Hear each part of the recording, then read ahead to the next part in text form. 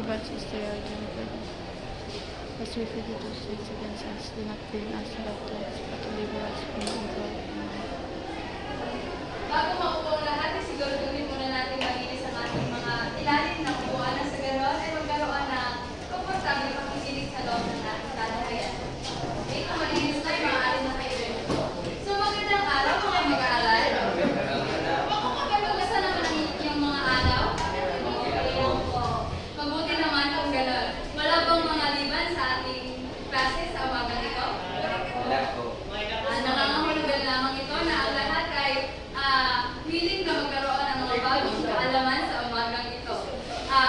Katulad ng ating pamamahay, mayroon tayong mga panuntunan o alituntunin na sinusunod.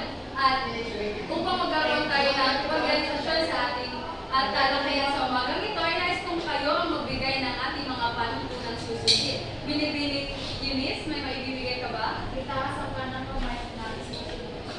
Itaas ang kanang kamay, nais sumagot. Tama. May naragdag pa ba, Ginoong Malaza? Makilaw sa mga pagkakang gawain. Tama, makilahok sa mga pagkatang gawain ang magkaroon tayo ng matagumpay na pasasali ng ating mga kaalaman. Binibining araw, may maidaragdag ka pa ba? Iwasan na pagpagdalan. Okay, makiwasan ang pagpagdalan sa kaptabi nang sa ganon ay magkaroon tayo ng focus sa ating talakayan. At ang huli maibibigay ko ay nais kung magkaroon tayo ng respeto sa bawat isa nang sa ganon ay magpatuloy ang ating talakayan ng mabuti. Okay?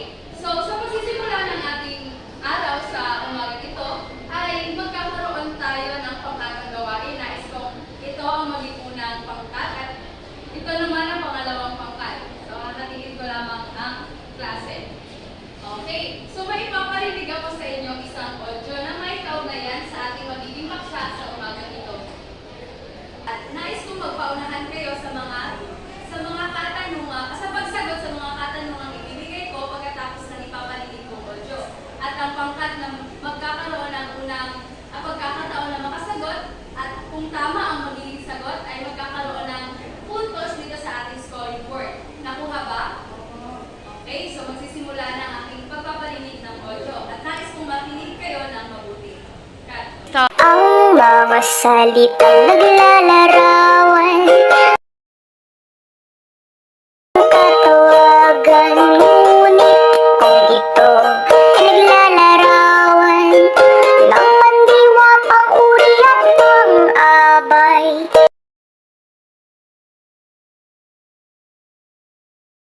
tawag natin dito ay ang mga salitang naglalarawan. Ngunit kung ito ay naglalarawan ng salitang pangalan at panghali,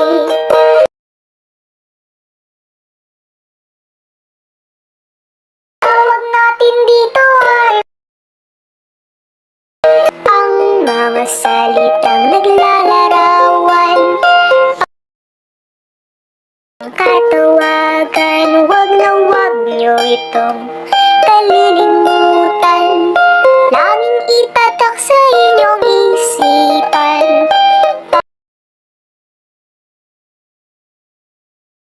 Laging itatak sa inyong isipan.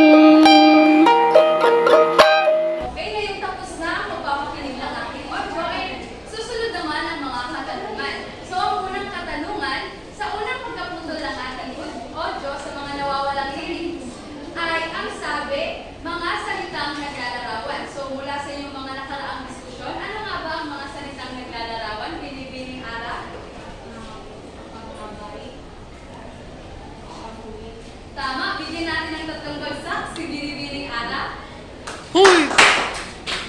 So, ang dalawang mga salitang naglalarawan ay ang pang-abay at pang-uri. So, mula sa pangkatuna ay mayroon kayong 10 puntos. So, sa ikalawang pagkaputol, ang sabi ay mga salitang naglalarawan ng pang-abay, pang-uri at pandiwa. So, ano nga ba ang mga salitang naglalarawan ng pang-abay, pang-uri at pandiwa? Binibining bilis. Okay, mahusay. Pang-abay ang tawag sa mga pangdiwa at sariling pang-abay. Sa ikatlong bahagi ay pangkat-isa, may isang puntos. So, pangkat-dalawa, maaari kayong humabol. So, sa ikatlong pagkaputol, ang sabi ay naglalarawan ng mga tao, bagay, hayop at buok. So, ano nga ba ang mga salitang naglalarawan ng tao, bagay at buok? Ginoong inlab.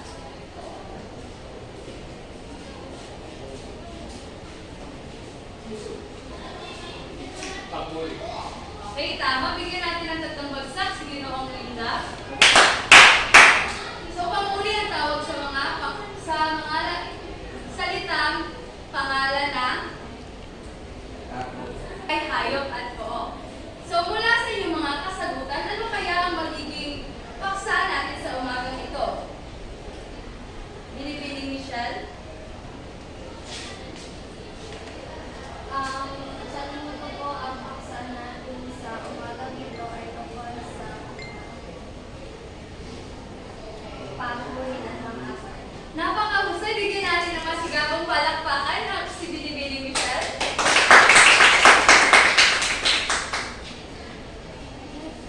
So, magiging paksa natin sa umagang ito ay tungkol sa ang panghuli at ang pang-abay. So, ngayong nalalaman na natin ang paksa sa umagang ito, ay nais ko namang basahin ninyo ng sabay-sabay at malakas ang ating magiging layunin sa umagang ito. Pakibasa na sabay-sabay.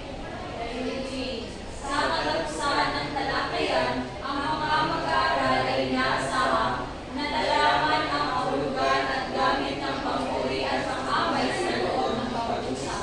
Napakahalagahan ang pag-aaral ng pagkakaiba ng panghuli at pang-abay sa gamit ito sa loob ng pag-usap. At ang pagbubuo ng pag-usap gamit ang mga panghuli at pang-abay. So, maaasahan ko bang makakamtan natin ang mga layunin nito? Opo. Mahusay kung gano'n. Kaya magsimula na tayo sa ating magiging diskusyon.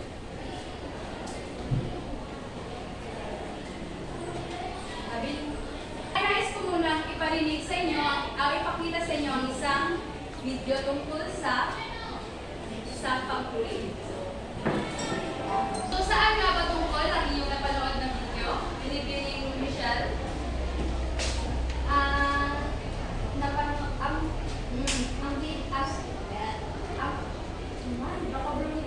Napanood po namin na video ay tungkol po sa panghuli na ayon sa mga panghuli ay dapat nalalaman ng tao ay Okay, maraming salamat, Binibining Michelle. So, ang panghuli ay mga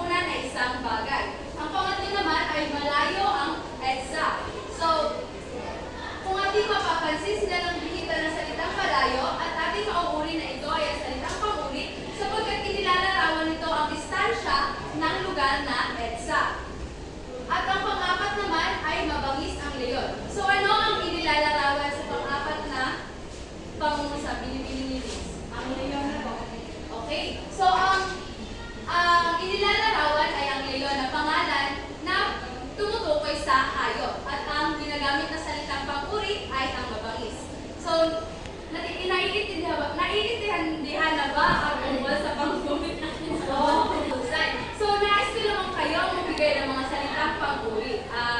Ginoong Malasa? Mabait ang aking aso. Okay, napakausay. Bigyan natin ng kantong bagsak sa Ginoong Malasa. Okay, so mabait ang aso. So saan doon ang panguri? Ginoong Love? Mabait. At naging nilalarawan nito ay ang aso. So may makapagbibigay pa ba ng ilang halimbawa? Ang Ginoo, maaari ka ba magbigay?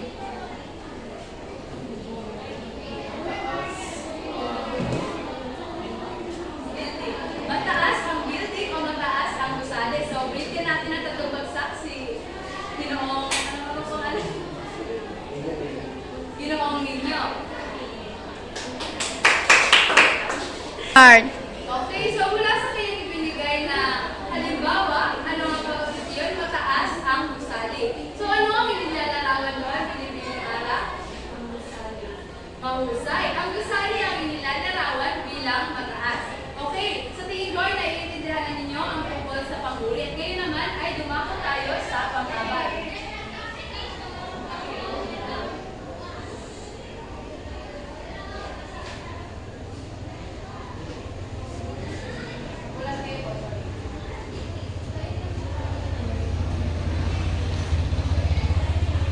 Ano ba ang basahin ng pagpapahulugan sa pangabay? Binibining Eunice? Pang-abay, naglalarawan ng pandiwa, panguri at kapwa pang-abay. Okay. So, ang pang-abay ay naglalarawan ng pandiwa, pang-uri, at kapwa pang-abay. So, ano nga ba ulit ang pandiwa? Ginoong Malasa? Pandiwa. Ano nga ba ulit ang pandiwa? Ang pandiwa ay nagsasaad ng Diyos. Maraming salamat. So, bigyan natin ng itong bagsak si Ginoong Malasa. So, ang pandiwa ay naglalarawan ng kilos. Ito ay mga salitang kagaya na lamang na nagbabasa, nagbuhugas, o mga salitang nagbibigay ng maglalarawan sa isang kilos. So, ang panguri sa mula sa kaninang diskusyon na binibining Michelle, ano nga ba ang panguri? Ang panguri ay ang salitang naglalarawan sa isang tao, bagay, hayop. Okay, so may natutunan ka nga sa nakaraang diskusyon. So, ang panguri ay naglalarawan sa tao o mga pangalan o mga panghalip. At ang panghabay naman ay malalaman natin kung ano nga ba ang panghabay sa araw na ito. So, ito ay naglalarawan ng pandiwa, panguri, at kapwa panghabay. So, may natutunan ng panghabay. Una ay ang pamaraan, pamanamon, at ang ikatlo ay ang panunat. So, ang pamaraan ay naglalarawan kung paano nagaganap ang Diyos. So,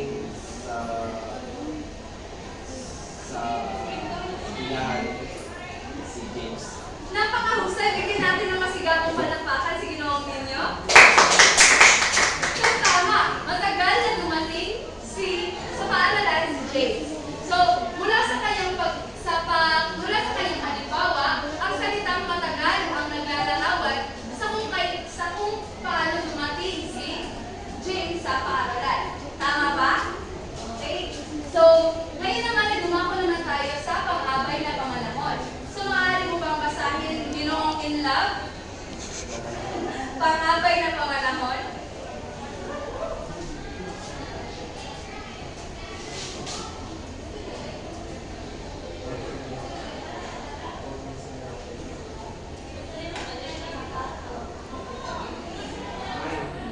Pamanahon.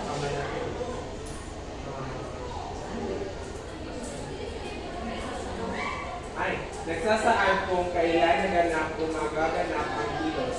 Okay, maraming salamat, Binolita. So, hindi kagaya ng pang-abay na pamaraan na sumasagot sa kung paano ginawa ang isang kilos, ang pamanahon naman ay sumasagot sa tanong na kung kailan ginawa ang isang kilos. So, halimbawa,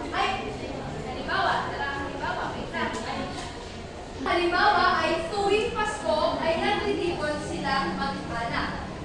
So, ano ang salitang naglalarawan sa kung kailan ginaganap ang pagtitipon ng mag-anak? Kailan? Kaya idinaraos ang pagtitipon ng isang mag-anak. Nilibigay ng siya.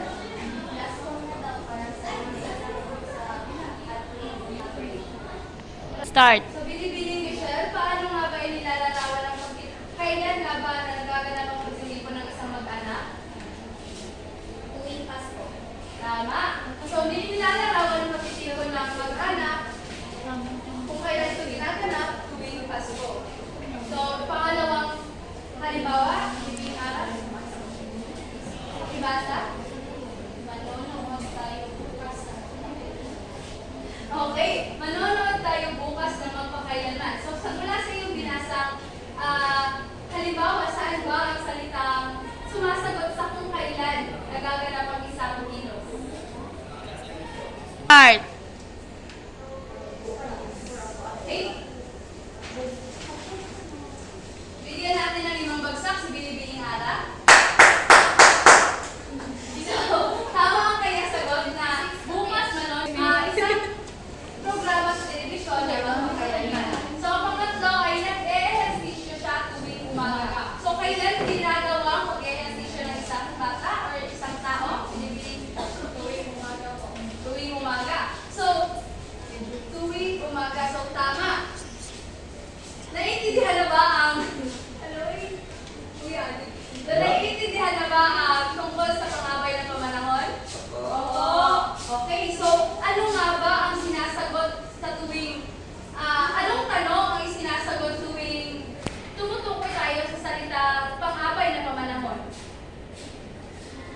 Bigyan mo malasa. Ito ay sumasagot sa kung kailan naganap ang kilos. Kung kailan naganap ang kilos. So, maaari ka bang magbigay ng halimbawa? Halimbawa, tuwing hapon ako naglalakad kasama ang aking aso sa aming bahay. Napakahusay. So, mahihilo ako may mga natutunan na nga kayo mula sa ating diskusyon. At bilang panghuling diskusyon ay ating pag-usapan ng tungkol sa panunan. Ito ay nagsasaad ng lugar kung saan nagaganap o magaganap ang pangyayari. So, sa ano naman kayong tanong ang sinasagot ng pang-abay na panlunan? Bilis. Ito ay sumasagot kung saan nangyari o naganap ang pangyayari. Napakahusay, bilis. So, sumasagot nga ang pang-abay na panlunan sa tanong na saan. So, ibig sabihin sa isang lugar. Halimbawa, kumain si Ann sa Jollibee. Saan kumain si Ann? Ginoong? Okay, napakahusay. So, sa Jollibee, kumain si Ann. So, sa pangalawa ay ibinigay ni Jody, ginawang Ben ang ulam. Jody ang ulam. Binibining ala. Kay Mang Bel. Okay, napakahusay. So, ibinigay ni Jody ang ulam, ginawang Ben. Ating mahihiluan nga, sumasagot nga ang pangabay na panunan sa mga lugar. So, maaari ka pong magbigay, binibining Michelle, ng halimbawa. Ng panunan. Opo. Si Ara, ay hindi. Si Ara ay nadula Sa Maypul. Okay, napakahusay. Bigyan natin ng mas gamang palakpakan sa Binibining Michelle. Napakahusay na mahihilo